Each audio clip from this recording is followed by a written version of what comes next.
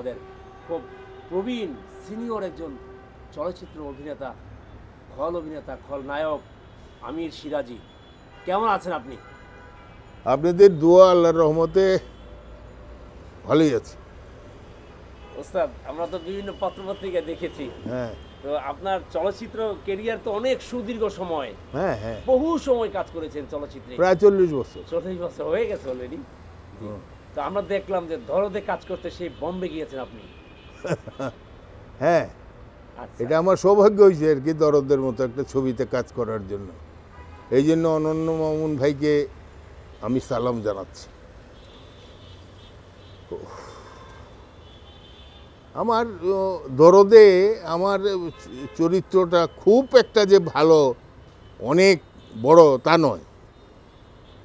আমি একটা চরিত্র অভিনয় করেছি, তবে মানুষে মনে রাখবে। আর দরদ সম্পর্কে বলতে গেলে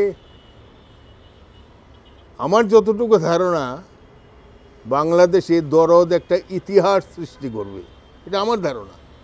তারপরে রিলিজ হলে বোঝা যাবে কোথায় যায়। এরকম একটা গল্প আমার লাইফে আমি পাইনি, সত্যি কথা বলছি। কিন্তু আমি এই 40 বছরের কেরিয়ারে এমন গল্প আমার জীবনে আসে নাই, সত্যি কথা বলছি। অনন্য মামুন ভাই লোকটা দেখতে ছোট হলে কি হবে, তার পায়ের নখ থেকে মাথার চুল পর্যন্ত শুধু ফিল্ম, চলচ্চিত্র এ নিয়ে সব সময় উনি চিন্তা করেন। উনি একটা গল্প লিখছে দরদ, আমার মনে হয় সিনেমা হলে সিনেমাটি দেখলে এমন কোনো মানুষ থাকবে না যে তার চোখ দিয়ে পানি না আসবে। It's my challenge. আমি শুটিং দেখতে গিয়ে আমি কেঁদেছি। ওস্তাদ, নায়িকাকে কেমন দেখেন সাকিবের সাথে? আসলে খুব মানিয়েছে, অ্যাডজাস্টমেন্টের যে বিষয়টা খুব মানিয়েছে, খুব খুব মানিয়েছে, সাকিবের সাথে মানিয়েছে। সাংঘাতিক। সাকিব ছাড়া অন্য কেউ হলে আসলে এই নায়িকার সাথে না, মানাইতো না। এটা কেন মনে হয় আপনার? এই জন্য মনে হয় দুজন জাদরেল অভিনেতা অভিনেত্রী, কেউ কাউকে ছাড় দেয় নাই অভিনয়ে। সেই জন্যে গল্পটা আরও ঊর্ধ্বে উঠে গেছে। আমি অনন্য মামুন ভাইকে ধন্যবাদ জানাবো এই কারণে, এই গল্পটা উনি লিখলেন কিভাবে, কিভাবে আসলো। আচ্ছা, এতটা ছোট্ট একটা জায়গায় আপনি কত প্রসারিত করে দিয়েছে এই গল্পটাকে। মানে এই গল্পের জন্য কি সাকিব পারফেক্ট? একদম 100% পারফেক্ট। সাকিব খান হ্যাঁ, অভিনয় করেছে সে। আহা, আল্লাহ তার নেক হায়াত দান করুক। এত দারুণ অভিনয়। ইস, সাকিব খানের অভিনয় ভোলার মতো না। মানে কোন দৃশ্যটা দেখে আপনি কাঁদলেন? যে কোনো, এটা না, আচ্ছা শোনেন, কাহিনী শুনতে চাই না আমরা আসলে। কাহিনী শুনতে চাই না, হ্যাঁ। একটা শটের, আমি অনেক গ্যাপ দিয়ে বলছি, আপনারা ছবিটা দেখবেন। অনেক কিছু আছে। জোরহাত করি ভাই, আপনারা মেসেজটা এটা। আপনারা যারা ছবি প্রিয় সাকিবিয়ান, ছবিটি আপনারা না দেখলে ভুল করবেন। এরকম ছবি বাংলাদেশে আর হয় নাই। আমি অনন্য মামুন ভাইকে হাজার সালাম জানাই এমন একটি গল্প উপস্থাপন করেছেন, এবং সাকিবকে দিয়ে। এবং সাকিবকে দিয়ে। আমার একটা নিয়ম আছে, আমি চলতে ফিরতে আমি কিন্তু কোনো চামচামি করি না, কারো না, সে যত বড় মানুষই হোক আর যত ছোট মানুষই হোক। আর আমাদের দেশের এই নায়ক সাকিব খান বাংলাদেশে অভিনয় করতে গেলে তার অনেক বদনাম। এই সেটে আসে 1টায়, চলে যায় 4টায়।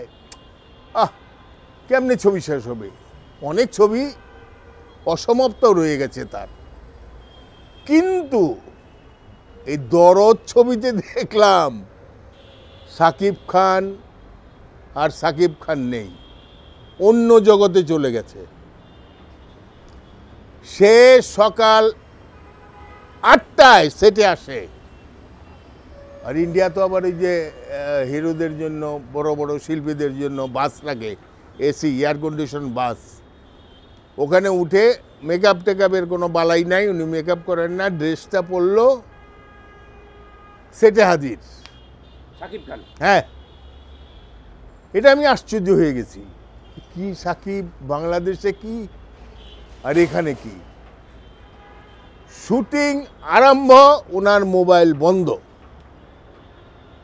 আর মোবাইল খোলে না শুটিং শেষ হওয়া পর্যন্ত, কারোর সাথে কথাও বলে না, সে আছে চরিত্রের ভিতর।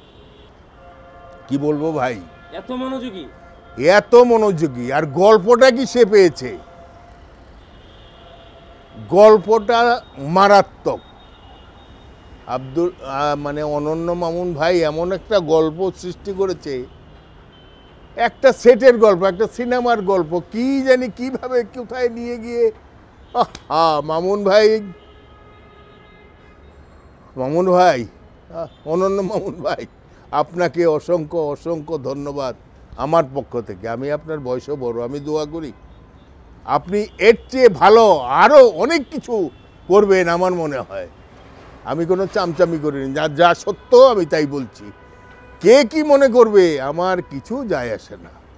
এই যে ওস্তাদ দরদের গল্প হ্যাঁ। এত প্রশংসা করছেন, আসলে তো সেদিক থেকে বম্বে গিয়ে শুটিং করার মতো আসলে কি লোকেশন দেখলেন দরদে?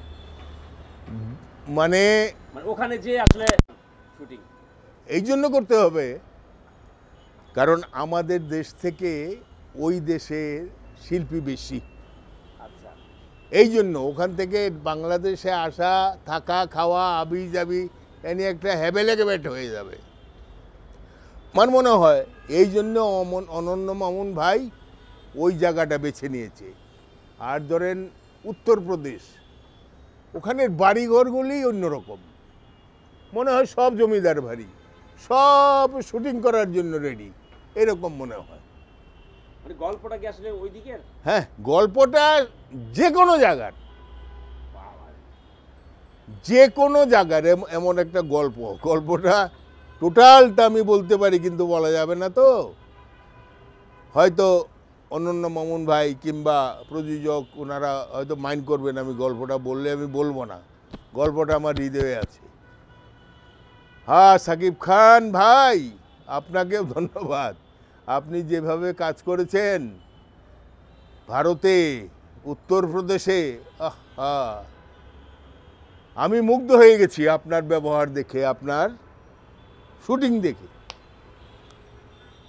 একদিন এই সাকিব খান 18 ঘন্টা কাজ করেছে, 18 ঘন্টা বম্বে, বোম্বে, ওখানে উত্তরপ্রদেশে। হ্যাঁ, উত্তরপ্রদেশে 18 ঘন্টা। আমি আশ্চর্য হয়ে গেছি। একটা সিকোয়েন্স, মানে একটা ফাইট, আর একটা ওই যে নায়িকার, মানে ধরেন ভিলেনে নায়িকার যাই করুক, সেটা আপনারা পর্দায় দেখবেন, আমি বলবো না। ওই দৃশ্যটা, দুইটা দৃশ্য আর একটা দৃশ্য, তিনটা দৃশ্য, 18 ঘন্টা সে শুটিং করেছে।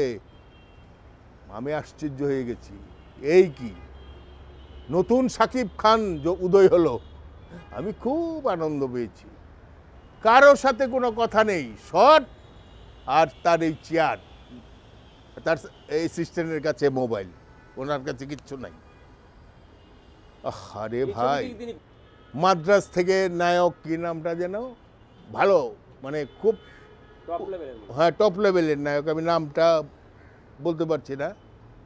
3 জন ভিলেন, সাকিব খান, আর বাংলাদেশের আরও 2-1 জন ছেলে আছে, একজন আছে রিউ করে নাম, ওটা পুলিশ অফিসারের কাজ করেছে, আর 3টা মেয়ে গিয়েছিল এখান থেকে, তারা পুলিশ অফিসার এর অভিনয় করেছে, আর সখী টুকির অভিনয় করেছে।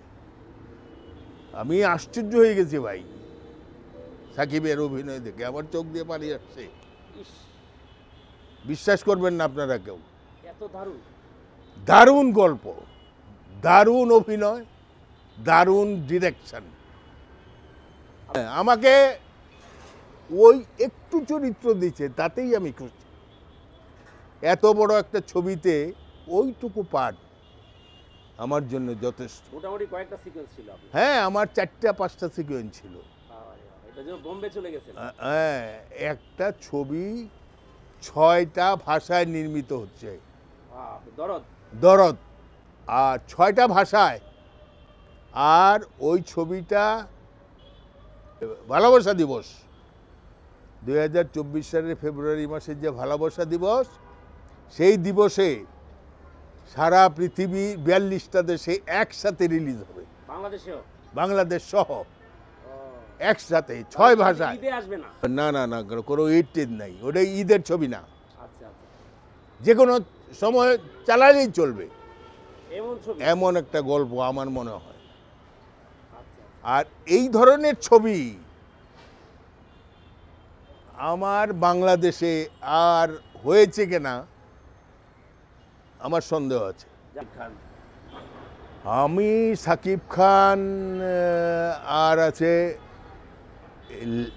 রিউ বলে একটা ছেলে, নাটকের অনন্য মামুন ভাইয়ের সব ছবিতেই থাকে, এটাতেও আছে, সে একটা পুলিশ অফিসারের ক্যারেক্টার করেছে।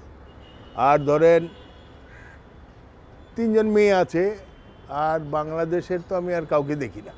আর কেউ ছিল না না? না, যাওয়ার কথা ছিল, ওনারা ভিসা প্রবলেম। ভিলেনটা কি আছে আপনি? ট্রেনটা হলো মাদ্রাজের, কি জানি নাম, খুব পপুলার, কিন্তু আমি ওদের নামটা মনে রাখতে পারি না। যাও যাক। আর আমাদের দেশের 2জন প্রযোজক, কামাল মোহাম্মদ কিবরিয়া লিপু ভাই,